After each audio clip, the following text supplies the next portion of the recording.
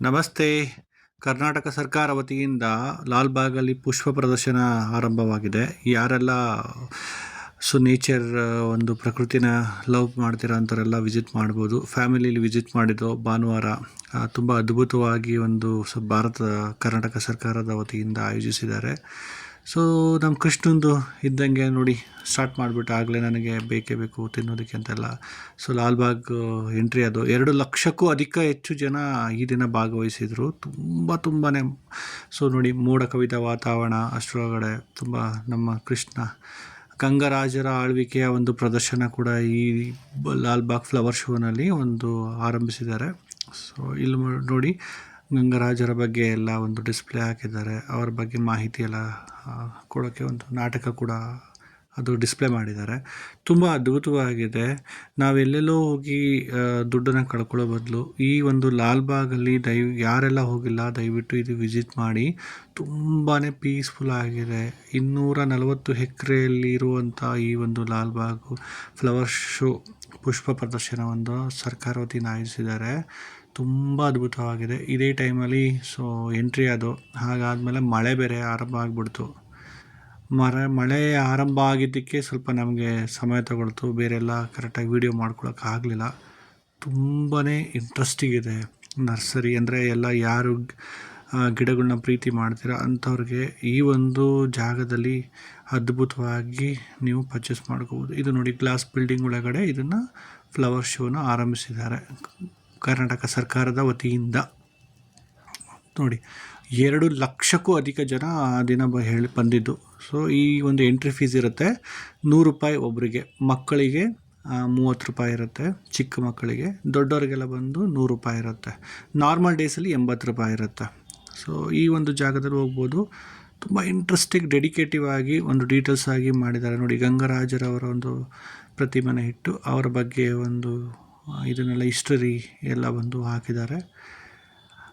Then ತುಂಬ ಅದ್ಭುತವಾಗಿತ್ತು, ಖುಷಿ ಆಯಿತು. ನಾವು ದುಡ್ಡನ್ನು ಕೊಟ್ಟು ಎಲ್ಲೆಲ್ಲೋ ಕಳ್ಕೊಳ್ಳೋದ್ರ ಬಗ್ಗೆ, ನಮ್ಮ ಸಂಸ್ಕೃತಿಯ ಬಗ್ಗೆ, ನಮ್ಮ ನಾಡಿನ ಬಗ್ಗೆ ನಮ್ಮ ಸರ್ಕಾರದ ವತಿಯಿಂದ ಆಯೋಜಿಸಿದ್ದು ತುಂಬ ಖುಷಿಯಾಯಿತು. ಹಾಗೆ ಬೆಸ್ಟ್ ಬೆಂಗಳೂರು ಒಳಗಡೆ ಗ್ರೀನರಿ ಅನ್ನೋದು ಒಳಗಡೆ ನೋಡಿದ್ರೆ ನಿಮಗೆಲ್ಲ ಗೊತ್ತಾಗುತ್ತೆ. ನೋಡಿ ಈ ಒಂದು ಜಾಗದಲ್ಲಿ ಯಾವುದೇ ಥರ ದುಡ್ಡು ಕೊಡೋ ಹಂಗಿಲ್ಲ.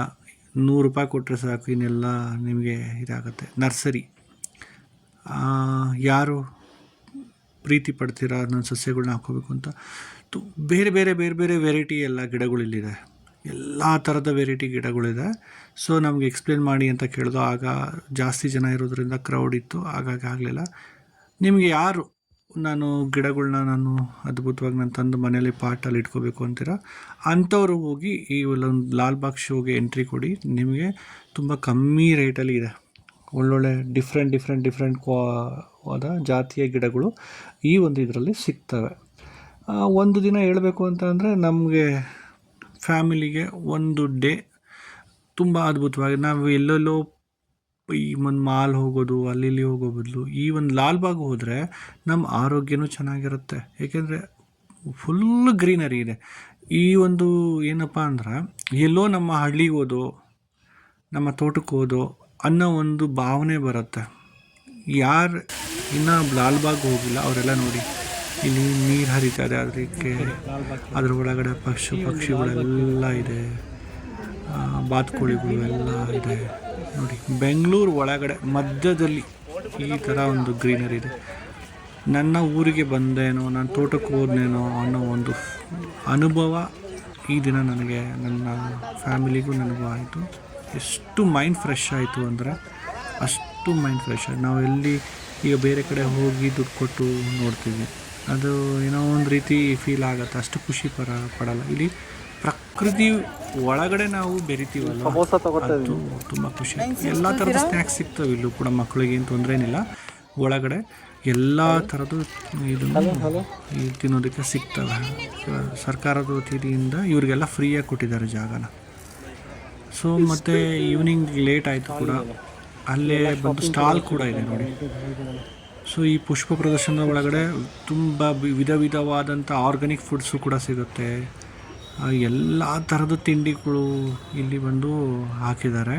ಈ ಒಂದು 8 ದಿವಸ ಇನ್ನು ಆಗಸ್ಟ್ 17ನೇ ತಾರೀಕು ಗಂಟನೂ ಈ ಒಂದು ಪ್ರದರ್ಶನ ಇರುತ್ತೆ. ಈಗಾಗಲೇ 5 ದಿನ ಆಗಿದೆ ಆರಂಭ ಆಗಿ, ಇನ್ನು ಆಗಸ್ಟ್ 17ನೇ ತಾರೀಕು ಗಂಟನೂ ಇಲ್ಲಿ ಇರುತ್ತೆ. ನಿಮ್ಗೆ ಯಾವುದೇ ಥರ ಬುಕ್ ಬೇಕು, ರಾತ್ರಿ ಆಗೋಯ್ತು ಬರೋಷ್ಟರೊಳಗಡೆ ನೋಡಿ. ಅಲ್ಲೂ ಒಂದು ಫೋಟೋಸ್ ತೊಗೊಂಡು ಬಂದು ಹೊರಗಡೆ ಬರೋದಕ್ಕೆ ಮನಸ್ಸಾಗಲಿಲ್ಲ. ತುಂಬ ಖುಷಿ ಆಯಿತು. ಹ್ಯಾಪಿ ಸಂಡೇ ಇದೊಂದು ಅದ್ಭುತವಾಗಿತ್ತು. Thank you.